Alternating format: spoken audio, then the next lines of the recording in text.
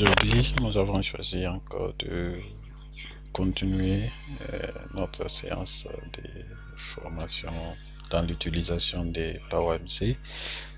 La vidéo précédente, nous avons parlé de la création d'un projet et de la création des modèles d'architecture de notre projet. Aujourd'hui, et le suivant, nous avons aussi vu la création d'un organigramme dans notre PowerMC. Aujourd'hui, nous continuons par le modèle suivant. Nous parlons du diagramme des flux ou du graphe des flux que nous pouvons voir. Alors, pour ouvrir notre projet, nous commençons par chercher sans oublier. Nous avons dit ça se trouve dans le logiciel Sybase. C'est là où nous avons notre Power.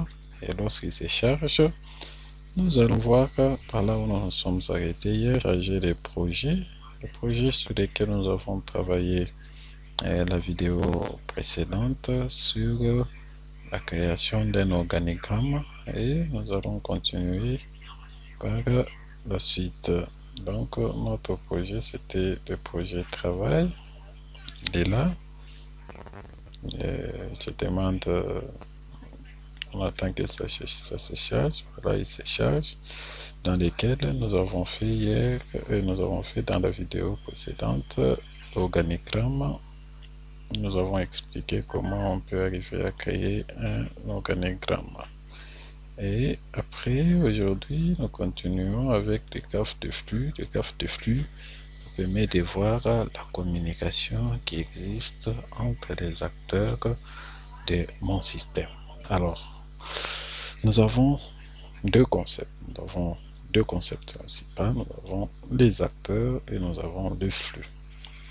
Alors, nous avons à nous de prendre un exemple, et souvent les acteurs, c'est toute personne physique ou morale qui intervient, qui joue un rôle dans notre système d'études, notre système d'activité.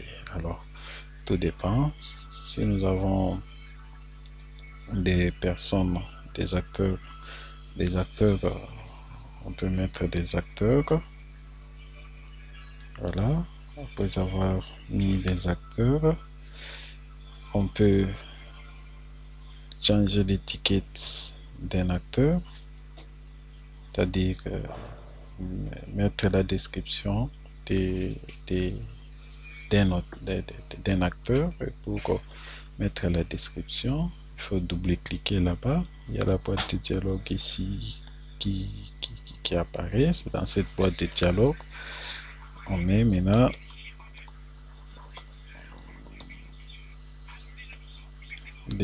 la description de notre acteur. Par exemple, réceptionniste, c'est un acteur. Et ici, vous voyez, il y a les types. De quel type vous choisissez, s'il est interne ou bien il est externe. Ok, vous avez encore, vous double-cliquer là-bas. Acheteur. Le type, il est interne par rapport à mon domaine d'études. Vous avez les, par exemple,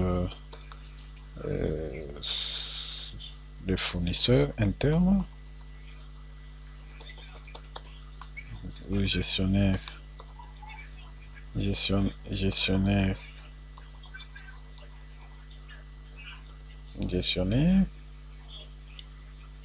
et puis vous avez la finance, et puis vous avez là utilisateur, c'est-à-dire que c'est un exemple de la gestion des magasins dans une entreprise. Voilà, et ici nous avons le fournisseur.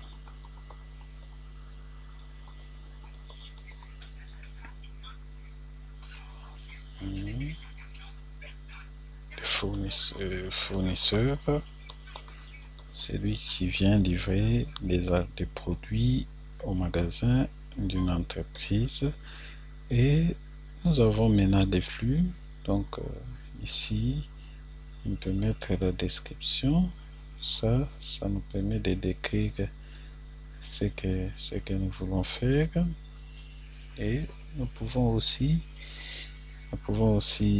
personnaliser lesquels qu'il faut pas au réceptionniste. Et les réceptionnistes, quand ils reçoivent, il établit un bon des réceptions qu'il remet au fournisseur et en même temps des réceptionnistes, parce que le bon de commande qui sera envoyé doit être amené en copie aussi au niveau du réceptionniste pour dire on attend de tel fournisseur tel article, et dès que ce fournisseur vient, il informe l'acheteur et il envoie aussi à la finance que je viens de recevoir tel produit de tel. Comme ça, à la fin, les fournisseurs peut envoyer une facture. Une facture, comme ils sont externes, dans ce cas-là, on ne fait pas, on ne suit pas. Donc, nous avons seulement des flux qui sont là, qu'on peut avoir. Voilà. Et puis après, maintenant, il faut décrire ces flux. Et pour décrire, c'est-à-dire passer des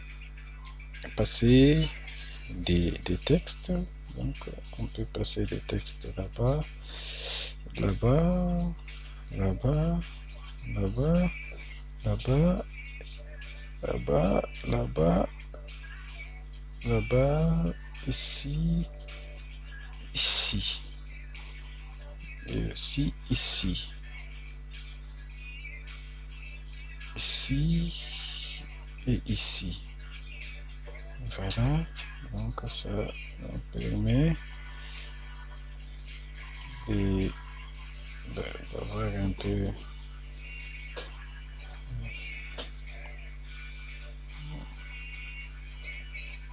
voilà. Et on peut maintenant changer les textes en mettant les quoi pour dire ici il s'agit demande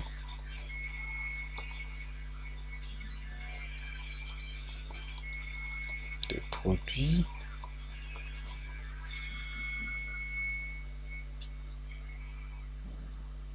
et dès qu'on a, j'ai oublié un flux, dès qu'on a, c'est quoi, l'acheteur informe au gestionnaire que l'article est maintenant prêt et qu'il faut maintenant donner à l'utilisateur. Voilà, on ajoute des flux comme ça et on peut commencer. Bon, les sorties.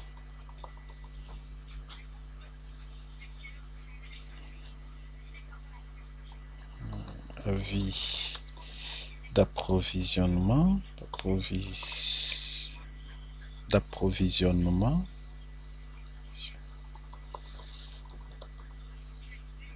voilà. Ici on a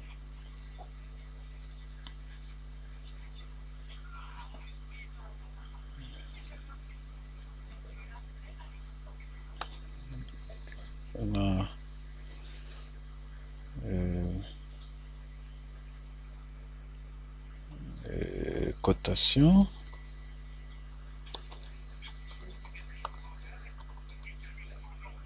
Puis donc on double-clique à chaque fois, on peut placer sur le flux. Ici nous avons, on met réquisition.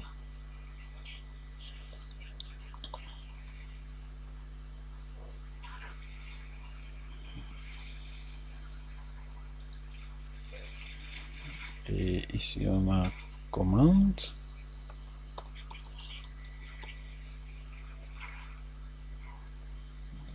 Ici on a réception, nous avons dans des réceptions,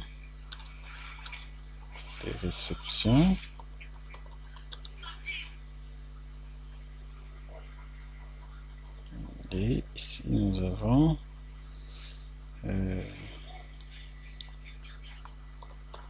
bande de livraison.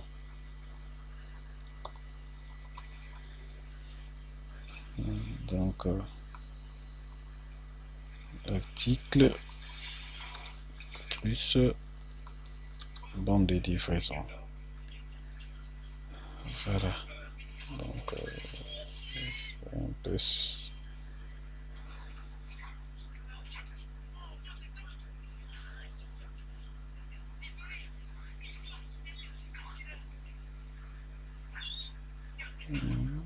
on peut mettre en une seule ligne. Voilà. Ici aussi. Ok. Ok. Et là, on parle de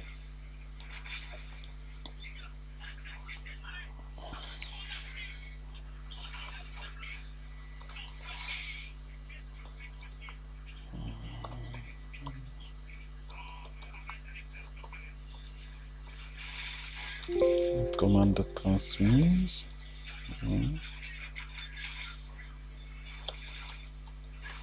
Transmise. Donc on transmet commande pour dire à la réception qu'on attend. Et ici on a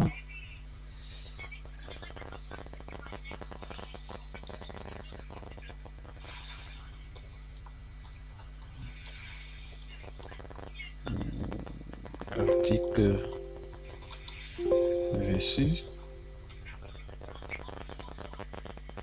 Et ici on a bon des réceptions transmises, transmis. Et ici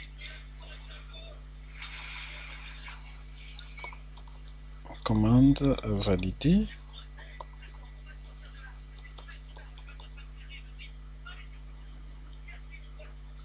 Ici commande de valider. Voilà. Et on essaie juste de mettre en forme pour que ça puisse représenter ce que nous voulons, ce qui est réel.